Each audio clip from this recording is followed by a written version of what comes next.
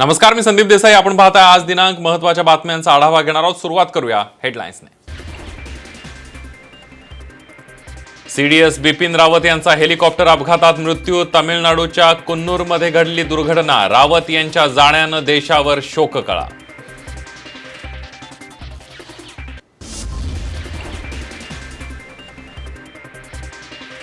Coonoor helicopter अपघातात एकूण 13 जणांचा मृत्यू. चॉपरचे pilot group captain Varun Singh यांची मृत्यूशी झुंज सुरूच.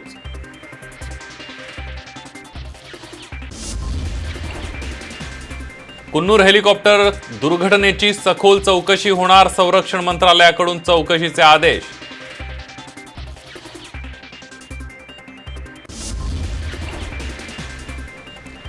एसटी कर्मचाऱ्यांच्या संपाला आज 1 महिना पूर्ण. अजूनही तोडगा नाहीच. काही कर्मचारी विलिनीकरणाच्या मागणीवर ठाम. काही ठिकाणी दगडफेकीच्या घटना.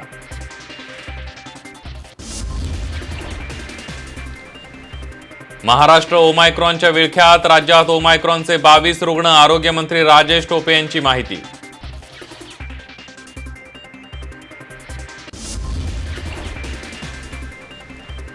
वनडे आणि T20चं कर्णधारपद रोहित शर्माकडे. विराट कोहलीला डावलल्यामुळे बीसीसीआयचा निर्णय चर्चेत.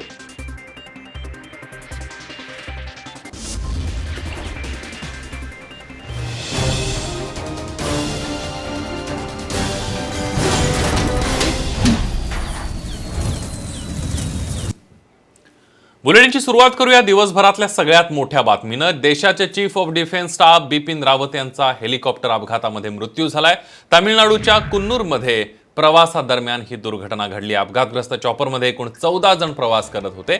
त्यापैकी 13 जणांचा मृत्यू झाल्याची माहिती संरक्षण मंत्री राजनाथ सिंह यांनी दिली आहे, ज्यामध्ये रावत यांच्यासह त्यांच्या पत्नी मधुलिका यांच्यासह 11 जणांचा समावेश आहे.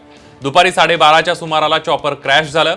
रावत सुलूरहून वेलिंग्टनला जात होते. तिथं ते आर्मी कॅडेटशी संवाद साधणार होते. वेलिंग्टनला पोहोचण्याच्या 2 मिनिटं आधी हेलिकॉप्टर क्रॅश झालं. अपघाताचं कारण अद्याप कळू शकलेलं नाहीये. मात्र रावत यांच्या जाण्यानं देशावर शोककळा पसरली आहे.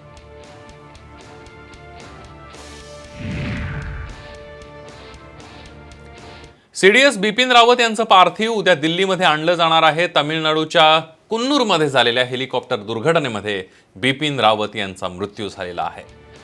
सीडीएस बिपिन रावत यांचं उद्या पार्थिव दिल्लीला आणलं जाणार आहे. त्यांच्या पत्नी मधुलिका रावत यांचाही या दुर्घटनेमध्ये मृत्यू झालाय. यावर संरक्षण तज्ज्ञांनी काय प्रतिक्रिया दिलेल्या आहेत बघूया. जनरल बिपिन रावत यांचा हेलिकॉप्टर अपघातामध्ये मृत्यू झाला ही खरोखर अतिशय दुःखद बात आहे. कारण ते भारताचे पहिले चीफ ऑफ डिफेन्स स्टाफ होते आणि एक अतिशय आउटस्टँडिंग ऑफिसर होते. ते आणि त्यांच्याबरोबर त्यांची पत्नी पण होती आणि त्यांचे इतर सहकारी पण होते. सर्वात प्रथम आपण सगळ्यांना यांना श्रद्धांजली वाहायला पाहिजे, कारण त्यांनी as a chief of defence staff अतिशय उत्कृष्ट असं काम केलं होतं. मला धक्का बसला की अत्यंत सुरक्षित असलेलं हे जहाज, ज्याला आपण हेलिकॉप्टर म्हणतो, इंडियन नेव्हीचं, जे या देशाच्या 3 संरक्षण दलाच्या प्रमुखांना घेऊन निघालं होतं, त्याचा अशा प्रकारे अपघात होणं आणि असा अपघात की त्यातून हे सगळे प्रमुख आमचे जनरल त्यांचा प्राण जाणं, हे या देशाच्या संरक्षण व्यवस्थेला एक मोठं आव्हान आहे. याची चौकशी वगैरे होईल, ठीक आहे, पण अशा अपघातामध्ये देशाचा तिन्ही संरक्षण दलाचा प्रमुख मारला जाणं हे नुसतं धक्कादायक नाही, तर आपण स्वतःला जे सर्व सामर्थ्यवान आणि संरक्षण क्षेत्रातलं बरं का एक स्वावलंबी आत्मनिर्भर झाल्याची जी आपण एक गोष्ट करतो, त्याला हे धक्का देणारा आजचा अपघात आहे. डीप रेवेंस थी, कोई जगह ही नहीं मिली उसको हेलीकॉप्टर उतारने के लिए. ऐसे में वो एक पेड़ से टकराया और क्रैश हुआ. दूसरा कारण हो सकता है कि उसी समय कोई तकनीकी डिफेक्ट भी आ गया हो.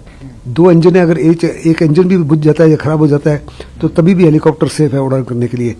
अगर टेल रोटर फेल हो जाए तो कोई ताकत दुनिया की सिवाय भगवान का नहीं बचा सकता. तीसरा जो है पायलट एरर. मुझे नहीं लगता ये पायलट एरर है, क्योंकि जैसे मैंने पहले कहा है, उच्च दर्जे के पायलट को चुना जाता है. ये देश के लिए बहुत ही ज़बरदस्त झटका है. रावत यांच्या जाण्यानं पंतप्रधान नरेंद्र मोदी यांनी सुद्धा शोक व्यक्त केलेला आहे. पंतप्रधान नरेंद्र मोदींनी याबद्दल ट्विट केलंय. मला अतीव दुःख झालंय असं मोदींनी आपल्या ट्विटमध्ये म्हटलंय. रावतांच्या सेवेला हा देश कधीच विसरणार नाही असंही मोदींनी म्हटलेलं आहे. रावत यांच्या मृत्यूबाबत पंतप्रधान नरेंद्र मोदी यांनी ट्विटरवरून शोक व्यक्त केलाय.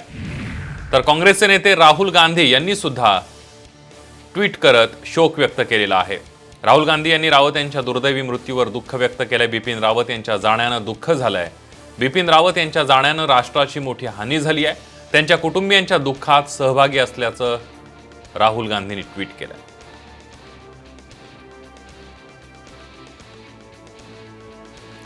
संरक्षण दल प्रमुख जनरल रावत यांच्यासह लष्करी अधिकाऱ्यांच्या मृत्यूबद्दल मुख्यमंत्री उद्धव ठाकरे यांच्याकडून तीव्र शोक व्यक्त करण्यात आलाय. दुर्दैवी विषण्ण करणारी घटना, कुटुंबियांप्रती सहवेदना व्यक्त करण्यात आलेली आहे. एक ट्विट केलेलं आहे उद्धव ठाकरेंनी. ही घटना दुर्दैवी आणि विषण्ण करणारी आहे. भारताने एक पराक्रमी योद्धा गमावलाय असंही त्यांनी म्हटलेलं आहे. प्रमुख,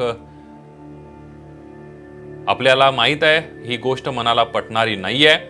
या अतिशय दुर्दैवी दुर्घटनेची माहिती कळाल्यापासून मी खूप अस्वस्थ आहे. ते यातून वाचतील असं सारखं वाटत होतं, पण शेवटी ती दुर्दैवी बातमी आलीच.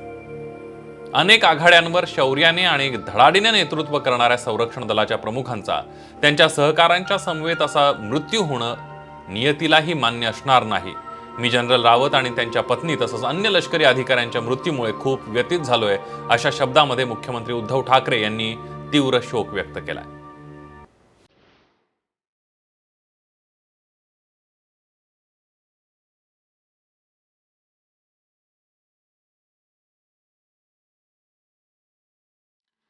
Chief of defence staff Bipin Rawat यांचा हेलिकॉप्टर अपघातामध्ये दुर्दैवी मृत्यू झालेला आहे. पाहुयात जनरल रावत यांचा अल्प परिचय.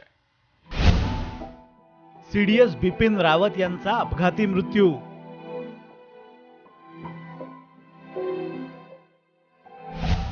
अपघातामुळे अवघा देश हादरला.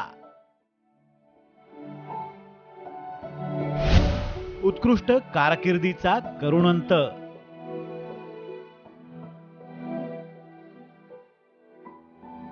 भारताचे chief of defence staff Bipin Rawat यांचा बुधवारी दुपारी अपघाती मृत्यू झाला. भारताचे पहिले चीफ ऑफ डिफेन्स स्टाफ म्हणून रावत यांनी उत्तम कामगिरी बजावली. पाकिस्तान आणि चीनचं दुहेरी आव्हान असताना तिन्ही दलांच्या सुसूत्रीकरणात आणि अद्ययावतीकरणात रावत यांचा मोठा वाटा होता. रावत यांच्या कुटुंबात अनेक पिढ्यांपासून लष्करात सेवा देण्याची परंपरा आहे.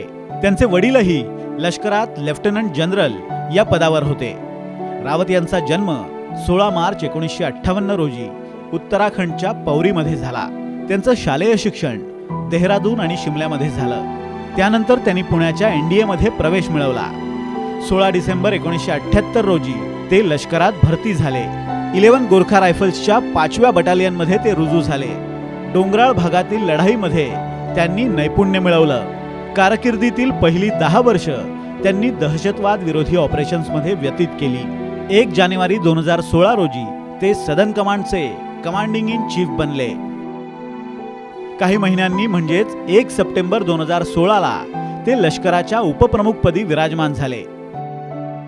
4च महिन्यांनी म्हणजे 31 डिसेंबर 2016ला त्यांना लष्कर प्रमुखपदी नेमण्यात आलं. बालाकोट मधील हल्ला रावत यांच्याच कार्यकाळात झाला. 1 जानेवारी 2020 मध्ये ते भारताचे पहिले चीफ ऑफ डिफेन्स स्टाफ बनले.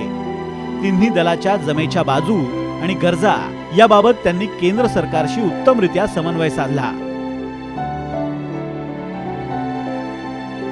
अपघाताच्या आदल्या दिवशी त्यांनी जैविक युद्धनीतीबाबत भाष्य केलं होतं. अतिशय कडक शिस्तीचे, उत्तम कारकीर्द आणि प्रदीर्घ अनुभव गाठीशी असलेले, त्याचबरोबर युद्धनीतीचा गाढा अभ्यास यासाठी जनरल रावत लष्करी वर्तुळात प्रसिद्ध होते.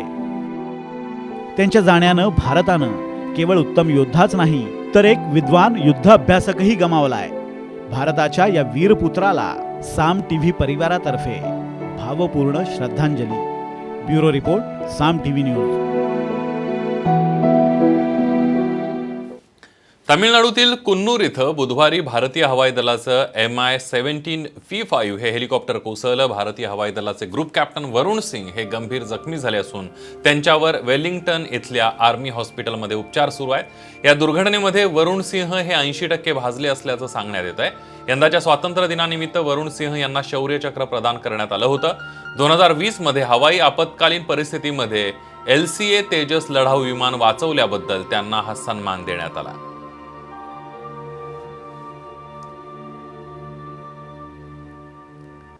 CDS बिपिन रावत यांचा हेलिकॉप्टर अपघातात मृत्यू झाल्यानंतर अनेक प्रश्न उपस्थित होत आहेत. सर्वोच्च लष्करी अधिकाऱ्यांचा अशा प्रकारे हेलिकॉप्टर अपघातात झालेला मृत्यू धक्कादायक आहे. त्यामुळेच देशातल्या VVIPंच्या सुरक्षेवर प्रश्नचिन्ह उपस्थित होत आहे. CDS रावत यांच्या हेलिकॉप्टरला अपघात झालाच कसा? अपघातामुळे VVIPंच्या सुरक्षेवर प्रश्नचिन्ह. खराब हवामान की मानवी चुकीनं केला घात? CDS बिपिन रावत यांच्या हेलिकॉप्टरला तामिळनाडूमध्ये झालेल्या अपघातानं अनेक प्रश्नांना जन्म दिलाय. देशाच्या तीनही संरक्षण दलांचे प्रमुख म्हणून बिपिन रावत यांचं महत्त्व अधोरेखित होतं. देशातल्या महत्त्वाच्या मानल्या जाणाऱ्या VVIPंमध्ये रावत मोडतात. तरीही त्यांच्या हेलिकॉप्टरला भीषण अपघात होणं हे निश्चितच चिंताजनक आहे. VIP लोकांच्या प्रवासासाठी जी हेलिकॉप्टर्स वापरली जातात त्या हेलिकॉप्टर्सची वेगळी कमांड असते. VIP हेलिकॉप्टरसाठी वेगळे प्रोटोकॉल असतात. त्यामुळे अपघातांची शक्यता फारच कमी असल्याचा दावा एअरफोर्सच्या तज्ज्ञांनी केलाय. VIP आणि VVIPंना घेऊन जाण्यासाठी नेहमी 2 इंजिनचं हेलिकॉप्टरच उपयोगात आणण्यात येतं आणि ही विशेष काळजी घेण्यात येते. त्याचे पहिला नंबर 1. नंबर 2, विमान उड्डाणाआधी ज्याचं विमानाचं जेव्हा निरीक्षण केलं जातं ते इतर विमान उड्डाणांप्रमाणेच केलं जातं, पण त्याचबरोबर अधिक काही चेक्स अँड बॅलन्सेस पाहिल्या जातात. बिपिन रावत ज्या MI-17 V5 हेलिकॉप्टरमधून प्रवास करत होते ते भारतीय हवाई दलाच्या सेवेतलं रशियन बनावटीचं हेलिकॉप्टर आहे. प्रामुख्यानं लष्करी वाहतुकीसाठी MI-17 V5 हेलिकॉप्टर्सचा वापर केला जातो. VIP व्यक्तींच्या हेलिकॉप्टर्सचे पायलट निष्णांत असतात. त्यांना हवामान कितीही खराब असलं तरीही परिस्थिती हाताळण्याचा अनुभव असतो. त्यामुळे या अपघातात मानवी चुकी झाल्याची शक्यताही फार कमी असल्याचं सांगण्यात येत आहे. या वैमानिकांचं प्रशिक्षण अतिशय उत्तम असतं आणि त्या उत्तम प्रशिक्षणात ते उत्तीर्ण झाल्यावरच त्यांना जी मी कॅटेगरी म्हटलं मास्टर ग्रीन किंवा ग्रीन ही देण्यात येते. तर या प्रशिक्षणात त्यांना हेच शिकवलं जातं की हवामान खराब झालं तर कशी विमानाला तुम्ही तिथून काढाल बाहेर, तुम्ही काय काय कराल. त्यामुळे यांची तयारी अतिशय उत्तम असते. रावत यांच्या हेलिकॉप्टरचा अपघात होण्यामागे खराब वातावरणच कारण असल्याचंही बोललं जाते. बहुतांश वेळा अचानक हवामानात झालेल्या बदलामुळे अपघाताची शक्यता बळावते. विविध हवामानात जर तुम्हाला ऑपरेट करायचं असेल तर विविध कॅटेगरीज दिल्या जातात. त्यात मास्टर ग्रीन, ग्रीन असं असतं.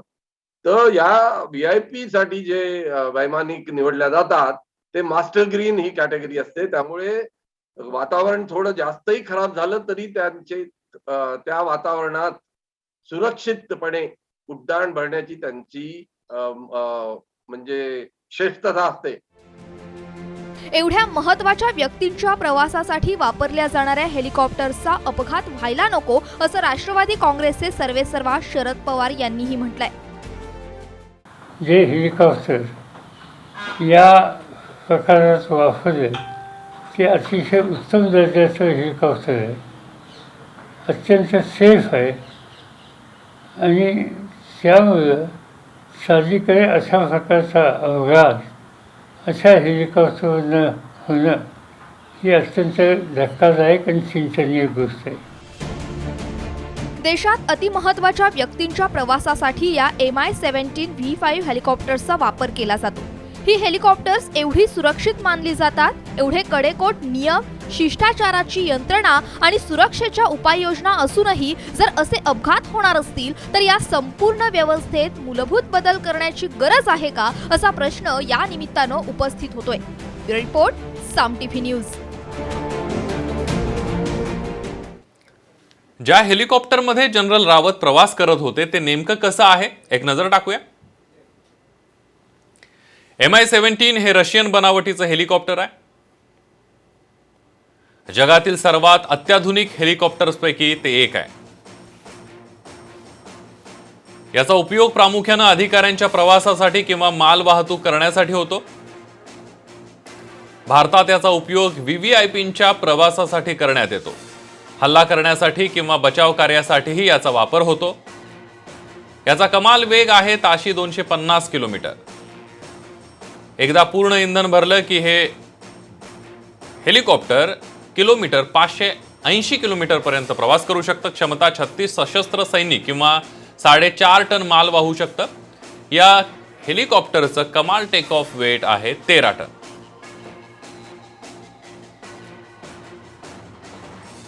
CDS बिपिन रावत यांच्या आधीही भारतात अनेक महत्त्वाच्या व्यक्तींचा हवाई प्रवासादरम्यान मृत्यू झालाय. याआधी कुणाकुणावर हवाई प्रवासामध्ये काळानं घाला घातलेला आहे त्यावर एक नजर टाकूया. 3 सप्टेंबर 2009 मध्ये हेलिकॉप्टर अपघातामध्ये मृत्यू झालेला आहे. YS राजशेखर रेड्डी हे आंध्र प्रदेशचे माजी मुख्यमंत्री होते.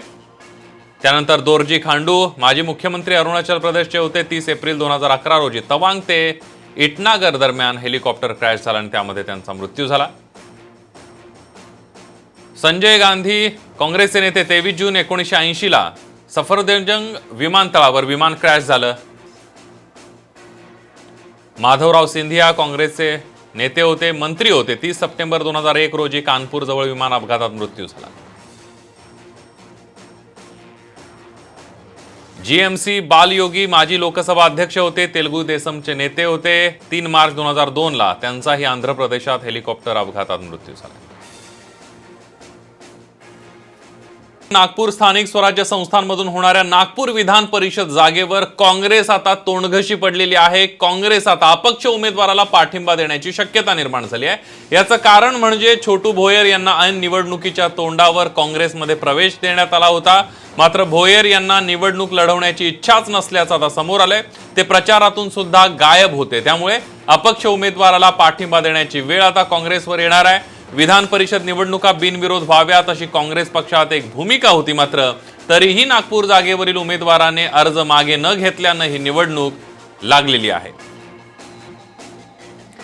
अधिक माहिती घेऊयात. संजय डाफ आपले प्रतिनिधी आपल्या सोबत होते. संजय, ज्यावेळेला छोटू भोयर यांनी प्रवेश केला काँग्रेसमध्ये त्यावेळी असं वाटलं होतं की ते आता एक मोठं आव्हान बावनकुळेंसमोर उभे करतील. मात्र त्यांनी तर यातनं माघार घेतली आणि काँग्रेसला तोंडघशी पाडले. काय परिस्थिती आहे आता नागपुरातली? सध्या माघार घेतली नाहीये, पण काँग्रेस आपला उमेदवार बदलण्याची म्हणजेच अपक्ष उमेदवार जो आहे 3ऱ्या क्रमांकाचा त्याला पाठिंबा देण्याची दाट शक्यता निर्माण झालेली आहे. विधान परिषद निवडणुकीमध्ये ही सर्वात मोठी घडामोड आहे आणि खरं म्हणजे काँग्रेससाठी ही नाटकी आहे. कारण काँग्रेसनं भाजप नगरसेवक आणि संघाचा स्वयंसेवक आपल्याकडे वळवल्याचा मोठा गाजावाजा केला होता आणि त्यांना विधान परिषदेची उमेदवारी दिली होती. मात्र या प्रचारादरम्यान कुठेतरी काँग्रेस आणि उमेदवार म्हणजे भाजपनं आलेले उमेदवार त्यांची विचारसरणी जुळली नाही किंवा कुठेतरी जे मतदार होते म्हणजे नगरसेवक असतील किंवा जिल्हा परिषद पंचायत समितीमध्ये सदस्य असतील त्यांच्यामध्ये कुठेतरी समन्वय झाला नाही आणि म्हणून नगरसेवक उमेदवार जे आहेत ते हे सदस्य जे आहेत ते नाराज होते आणि ताळमेळ जमत होता उमेदवार आणि सदस्यांमधला मतदारांमधला आणि म्हणून कालपासून या सगळ्या बैठकींच्या फेऱ्या ज्या आहेत त्या सुरू होत्या आणि अजून खरं म्हणजे अधिकृत दुजोरा जो आहे तो मिळालेला नाहीये. मात्र दाट शक्यता निर्माण झालेली आहे आणि मतदानाच्या 24 तास आधी कदाचित उद्या काँग्रेस या संदर्भातला निर्णय जो आहे तो घेणार आहे आणि काँग्रेसचा जो उमेदवार आहे छोटू भोयर यांच्याऐवजी कदाचित अपक्ष उमेदवाराला पाठिंबा देण्याची दाट शक्यता निर्माण झाली आहे. मात्र असं असलं तरीही चेंडू आता पक्षश्रेष्ठींकडे गेलेला आहे आणि पक्षश्रेष्ठी या संदर्भात जो निर्णय घेईल त्यानंतर या संदर्भातला सगळं खुलासा जो आहे तो होणार आहे. संदीप. अगदी संजय, धन्यवाद तुम्ही दिलेल्या संपूर्ण माहितीबद्दल. कारण उद्या आता नागपुरामध्ये या निवडणुकीसंदर्भात मोठ्या घडामोडी घडतील. शिवसेना खासदार संजय राऊत यांनी काँग्रेस नेत्या प्रियंका गांधी यांची भेट घेतलेली आहे. दिल्लीतल्या 10 जनपथ रोडवरील प्रियंका यांच्या घरी तब्बल 1 तास ही बैठक पार पडली आहे. या बैठकीमध्ये शिवसेनेच्या युपीए सहभागावर आणि आगामी निवडणुकांसंदर्भात चर्चा झाल्याचं देखील बोललं जात आहे. या बैठकीत अनेक विषयांवर एकमत झाल्याचं संजय राऊत म्हणाले. त्याचबरोबर भेटीचा तपशील ते मुख्यमंत्री उद्धव ठाकरे यांना सांगणार आहेत. यापूर्वी राऊतांनी काँग्रेस नेते राहुल गांधी यांची भेट घेतल्याची चर्चा केली होती. त्यानंतर आज त्यांनी प्रियंका गांधींची भेट घेतली. त्यामुळे या भेटीला विशेष महत्त्व प्राप्त झालंय. आज आम्ही काही विषयांवर चर्चा केली. त्यांच्याशी जी काही चर्चा झाली ती मी रात्री शिवसेना प्रमुख उद्धव ठाकरे यांच्याशी चर्चा करेन.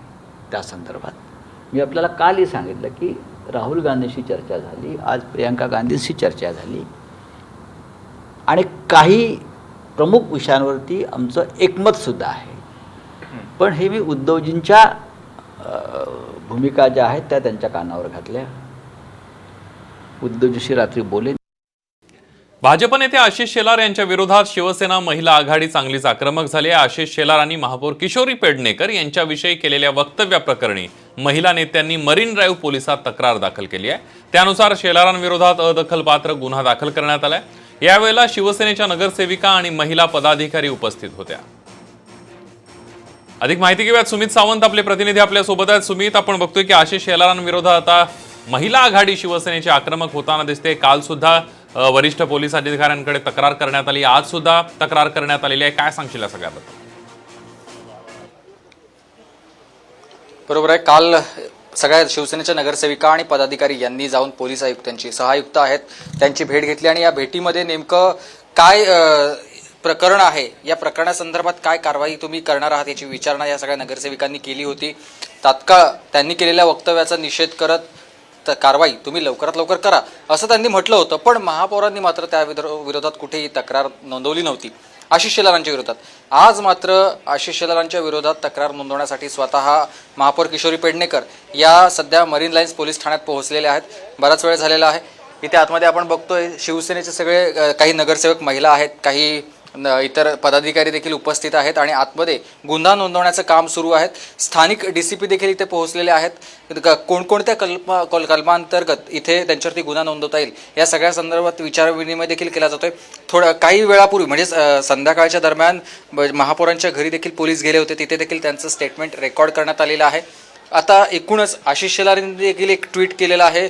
त्यांनी एक पत्र हे हेमंत नगराळे पोलीस आयुक्त आहेत त्यांना दिलेलं आहे आणि या पत्रामध्ये त्यांनी म्हटलं की एक दबाव टाकला जातोय सत्ताधारी पक्षांकडून आणि त्या दबावामुळेच आपल्यावरती हा गुन्हा नोंदवला जातोय. पण आपण तसं काही वक्तव्य केलेलं नाहीये, आपल्या वक्तव्याचा विपर्यास केला जातोय तर असं त्यांनी जरी म्हटलं असलं तरी आता दुसऱ्या बाजूला या ऑडिओ क्लिप देखील आता पोलिसांना दिलेल्या आहेत. त्याच्या माध्यमातून त्यांनी केलेलं वक्तव्य हे चुकीचं आहे आणि निषेधार्ह आहे. त्याच्यामुळे त्यांच्यावरती कारवाई व्हावी अशी आता महापौर स्वतः मागणी करतात. त्यासाठीच त्यांनी इथे गुन्हा नोंदवण्यासाठी ते आलेले आहेत आणि गुन्हा नोंदवण्याची प्रक्रिया सध्या सुरू आहे त्या ठिकाणी. अगदी धन्यवाद तुम्ही दिलेल्या या संपूर्ण माहितीबद्दल. आपण बघितलं की आता गुन्हा नोंद केला जातोय आशिष शेलारांच्या विरोधामध्ये. आशिष शेलार यांनी महापौर किशोरी पेडणेकर यांच्या विरोधामध्ये केलेलं एक आक्षेपार्ह वक्तव्य, यावर आक्षेप घेऊन ही तक्रार केली जाते. बघूया पुढची बातमी. जसं मुंबई महापालिकेच्या निवडणुका जसजशा जवळ येत आहेत तसंच भाजप आणि मनसेच्या युतीबाबत चर्चा अधिक रंगताना पाहायला मिळतात. अशातच भाजप नेत्यांची राज ठाकरे यांच्या घरी वाढलेली रेलचेल पाहता आता दोन्ही पक्षांमध्ये जवळीक वाढत असल्याचं देखील म्हटलं जातंय. बघूया त्याबद्दलचा रिपोर्ट. राज ठाकरे आणि भाजपची जवळीक वाढली.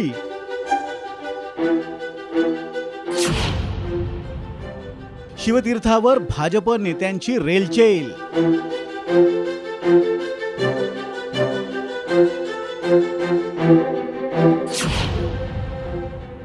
भाजप मनसे युती होणार. देवेंद्र फडणवीस, चंद्रकांत पाटील, आशिष शेलार तसंच प्रसाद लाड, मोहित कंबोज ही यादी आहे भाजप नेत्यांची.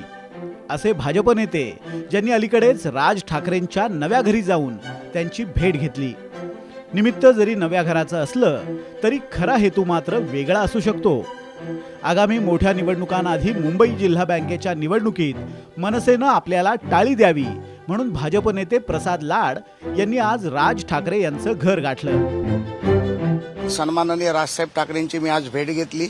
माननीय प्रवीणजी दरेकर आणि त्यांचं फोनवरती बोलणं करून दिलं आणि निश्चितपणे लवकरच प्रवीण दरेकर देखील त्यांच्या भेटीला येतील आणि आम्हाला अपेक्षा आहे की राजसाहेब ठाकरे सहकाल पॅनलबरोबर येतील आणि ही निवडणूक बिनविरोध होण्यासाठी मदत होईल. राज ठाकरे यांनी पाठिंबा द्यावा यासाठी जरी भाजपचे नेते हे त्यांच्या घरी गेले असले तरी कोणाला पाठिंबा द्यायचा आणि कोणाला नाही याचे सर्वस्वी अधिकार राज ठाकरे यांचे असल्याचं मत मनसेचे नेते व्यक्त करतात. या संदर्भातली कुठली चर्चा चालू आहे, नाही युती करायची नाही करायची याचा संपूर्ण निर्णय हा सन्माननीय राजसाहेब घेतील आणि तो जो निर्णय घेतील त्याच्यावर अंमलबजावणी करण्याचं काम हे आमच्यासारख्या महाराष्ट्र सैनिकांचं असेल आणि आम्ही ते निश्चितपणे करू.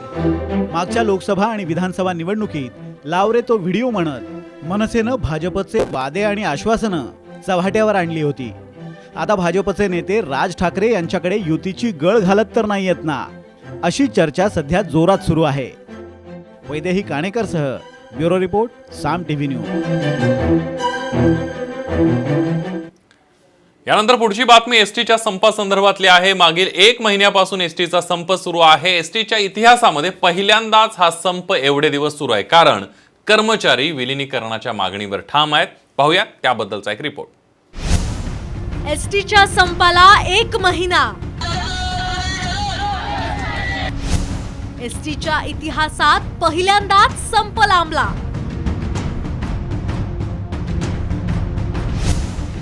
महिन्याभरानंतर सुद्धा संपाचा तिढा कायमच. शासकीय सेवेत विलिनीकरणाच्या मागणीसाठी एसटी कर्मचाऱ्यांनी पुकारलेल्या संपाला 1 महिना उलटला. सरकारनं पगारवाढ करून दिली. कोर्टाच्या आदेशानं विलिनीकरणासाठी समितीही नेमली, पण कर्मचारी मात्र आजही विलिनीकरणाच्या मागणीवर ठाम आहेत. पगारवाढ भरघोस दिलेली नाहीये. पगारवाढ जी दिलेली आहे ती फसवी पगारवाढ आहे. त्यात म्हणजे एक सूत्रता नाही. दुसरी गोष्ट म्हणजे आमची मागणी ही वेतनवाढ नव्हती, पगारवाढ नाही आहे. आमची मागणी ही एसटी कर्मचाऱ्यांना राज्य शासकीय कर्मचाऱ्याप्रमाणे वेतन देऊन एसटीचे राज्य शासनात विलिनीकरण करावे या मागणीसाठी ही मागणी आहे आणि त्या मागणीसाठी आम्ही ठाम आहोत. राज्यभरातील सर्व आमचा कामगार हा त्यांच्या कार्यक्षेत्रात ठाम आहे आणि आम्ही आझाद मैदानावर ठाम आहोत. सरकारनं संपकऱ्यांवर मेस्मा लावण्याची तयारी सुरू केली. 50% एसटी कर्मचारी कामावर परतल्याचा दावा सुद्धा सरकारकडून करण्यात आलाय.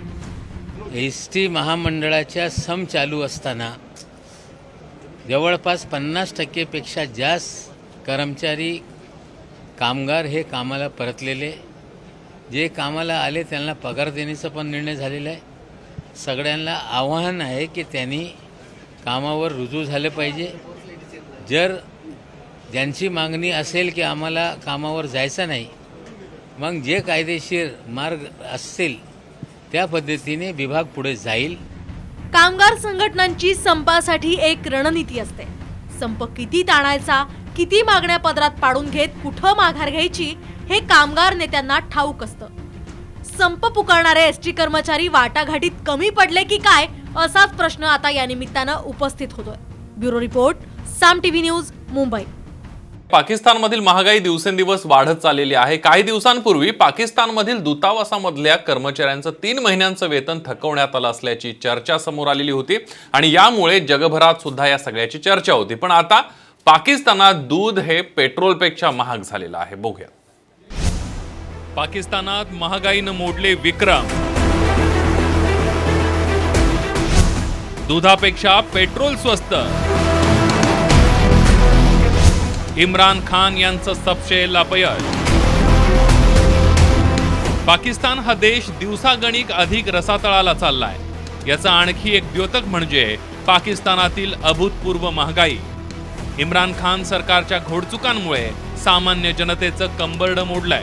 याची कारण मीमांसा करण्याआधी पाहुयात पाकिस्तानमधील आवश्यक वस्तूंचे दर किती आहेत. गव्हाचं पीठ 59% तर साखर 79% महागली आहे. भाज्या तर 100% महाग झाल्या आहेत. चिकन 118% तर मटणासाठी 89% अधिक पैसे मोजावे लागत आहेत. अंडी 71% महागले आहेत तर दुधासाठी 33% अधिक पैसे मोजावे लागत आहेत. आरोग्य आणि वाहतूक 32% महागली आहे. गंमत म्हणजे जनता संकटात असताना इम्रान खान सरकारची भूमिका काय, तर वाढलं असलं तरी ते भारताच्या तुलनेमध्ये कमीच आहे. इम्रान खान यांचा बुद्ध्यांक पाहता हे फार आश्चर्यजनक वाटण्याचं कारण नाहीये, पण जनता देशोधडीला लागावी अशा इम्रान खान सरकारनं कुठल्या चुका केल्यात त्यावर एक नजर टाकूया. गेल्या अनेक दशकांपासून पाकनं चुकीची आर्थिक धोरणं अवलंबली. ढासळलेली कायदा आणि सुव्यवस्था हे एक मोठं कारण आहे. दहशतवादाचा आगार अशी प्रतिमा झाल्यानं परदेशी गुंतवणूक नगण्य आहे. पाकनं अनेक दशकांपासून इतकी कर्ज घेतली आहेत की त्याचे हप्ते फेडण्यात बरंच परकीय चलन खर्च होत आहे. पाकच्या आयात आणि निर्यातीमधील तूट प्रचंड आहे. जगातील मोठ्या देशांशी असलेली व्यापार तूटही खूप मोठी आहे. याचा परिणाम असा झालाय की पाकचं चलन घसरलंय आणि पाकिस्तानी रुपयाची किंमत घसरली आहे. संपूर्ण पाकिस्तान हा आर्थिक दिवाळखोरीच्या उंबरठ्यावरती उभा आहे. पाकिस्तानमध्ये महागाई, बेरोजगारी, गरिबी यासारख्या समस्या मोठ्या प्रमाणावरती आहे. काही दिवसांपूर्वी टोमॅटोचे भाव यांनी देखील 100 पार केलेली होती. तर सोन्याच्या भावांनी प्रति तोळा 1 लाख रुपये दर हा त्यांनी क्रॉस केलेला होता. त्यामुळे पाकिस्तानमध्ये अशा घटना ह्या सातत्याने घडतात आणि याच्या मागचं मुख्य कारण आहे ते म्हणजे पाकिस्तान सरकारचे चुकलेली आर्थिक धोरणं. पाकमध्ये लोकशाही केवळ नावाला आहे. सर्व मोठे निर्णय लष्करच घेतात. त्यामुळे आता सरकार आणि लष्कर यावर काय उपाय काढतात हे पाहावं लागेल. ब्युरो रिपोर्टसह अमय सुमळे, साम टीव्ही न्यूज. ब्रेकिंग बातमी बघणार आहोत. कल्याण डोंबिवलीसाठी दिलासादायक बातमी आहे. राज्यातील ओमायक्रॉनच्या पहिल्या रुग्णाला डिस्चार्ज मिळालेला आहे. 27 नोव्हेंबर रोजी या रुग्णाला केडीएमसी कोविड रुग्णालयात दाखल करण्यात आलं होतं. त्यानंतर 4 डिसेंबर रोजी त्याच्यात ओमायक्रॉन व्हेरियंटचा कोरोना विषाणू असल्याचं निदान झालं होतं. या काळामध्ये त्याची 2 वेळा कोरोना टेस्ट झाली. आजही टेस्ट निगेटिव्ह आल्यानं त्याला डिस्चार्ज देण्यात आला. विशेष म्हणजे आजच या रुग्णाचा वाढदिवस सुद्धा होता. ते आपल्या कोविड हॉस्पिटलमध्ये ॲडमिट होते. आज त्यांची टेस्ट निगेटिव्ह आल्याने त्यांची दुसऱ्यांदा आता ही टेस्ट ही 14 दिवसानंतर निगेटिव्ह आली आहे. त्यांना आज डिस्चार्ज दिलेला आहे संध्याकाळी 6 वाजता आणि त्यांची प्रकृती अत्यंत उत्तम आहे. त्यांना कोणताही सिम्पटम नाही. आरोग्य विभागाच्या पेपरफुटी प्रकरणामध्ये आरोग्य विभागाचे सहसंचालक डॉक्टर महेश बोटले यांना पुणे पोलिसांच्या सायबर सेलनं मुंबईमधून अटक केली आहे. त्यांना उद्या पुण्यातल्या शिवाजीनगर न्यायालयामध्ये हजर करण्यात येणार आहे. आपल्याला माहित आहे की पेपरफुटीमध्ये मोठ्या प्रमाणावर लोकांच्या तक्रारी होत्या. पेपर फुटला होता आणि साम टीव्हीने या सगळ्याचा पाठपुरावा केला होता. ज्या वेळेला पेपर फुटला त्यावेळेला सगळ्या परीक्षार्थींच्या प्रतिक्रिया असतील किंवा या सगळ्याचा जाब विचारण्याचं काम साम टीव्हीने केलं होतं. अश्विनी जाधव केदारे आपल्या प्रतिनिधी आपल्या सोबत आहेत. अश्विनी, एक मोठी कारवाई म्हणावी लागेल. संदीप, आरोग्य विभागाच्या या पेपरफुटी प्रकरणामध्ये सगळ्यात मोठी कारवाई आता आपल्याला म्हणावी लागणार आहे. कारण थेट आरोग्य विभागाचे सहसंचालक डॉक्टर महेश बोटले यांनाच आता पुण्यातल्या सायबर सेलनं अटक केलेली आहे. विशेष म्हणजे ही अटक मुंबईतच जरी करण्यात आली असली तरी पुण्यातल्या सायबर पोलिसांची ही कारवाई आहे. त्यामुळे पुण्यातल्या शिवाजीनगर न्यायालयामध्ये उद्या त्यांना हजर करण्यात येणार आहे. यापूर्वी जर आपण बघितलं तर थेट औरंगाबादमधनं, मुंबईमधनं या संपूर्ण प्रकरणामध्ये जे जे कोणी इन्व्हॉल्व आहे या सगळ्यांना ताब्यात घेतलेला आहे पुण्यातल्या सायबर पोलिसांनी. आणि विद्यार्थ्यांनी सुरुवातीपासूनच हा मुद्दा आक्रमक पद्धतीनं लावून धरला होता. कारण पेपर फुटीचं जे प्रकरण होतं हे राज्यभर राज्यातल्या सगळ्या विद्यार्थ्यांचं खूप मोठं नुकसान या निमित्तानं झालेलं आहे. आणि त्यामुळे यामध्ये जे जे कोणी सहभागी आहे त्यांना कडक शासन व्हावं अशी मागणी विद्यार्थ्यांची सुद्धा राहिलेली आहे. आणि आता पुणे सायबर सेलनं सगळ्यात महत्वाची कारवाई केलेली आहे ती म्हणजे सहसंचालकांनाच अटक केलेली आहे. आणि आता उद्या अश्विनी, या सगळ्यामध्ये आपण बघतोय की सगळ्या परीक्षार्थींचं म्हणणं आहे परीक्षा रद्द करावी, एमपीएससी कडनं परीक्षा घेण्यात यावी. सरकार अजून काही आरोग्य विभाग सांगायला तयार नाही. नेमकं काय होणार? निकाल लागणार की परीक्षा पुन्हा घेतल्या जाणार? संदीप, आता जर आपण बघितलं तर परीक्षा काही झालेल्या आहे आणि ज्या जे काही पेपर फुटले होते काही ठिकाणी जी तक्रार पुण्यामध्ये दाखल झाली होती त्याची नवीन सुधारित डेट सुद्धा या विद्यार्थ्यांना देण्यात आली होती. पण सुरुवातीपासूनच विद्यार्थ्यांची सरसकट मागणी राहिलेली आहे की आतापर्यंत झालेल्या या सगळ्या परीक्षा आरोग्य विभागाच्या क आणि ड च्या परीक्षा या पुन्हा घेतल्या जावा. आधीच्या कुठल्याही परीक्षांचे निकाल गुण हे विद्यार्थ्यांना ग्राह्य धरले जाऊ नये. नंतर पुन्हा परीक्षा घेण्यात यावा अशी मागणी या विद्यार्थ्यांची सुरुवातीपासूनच राहिलेली आहे.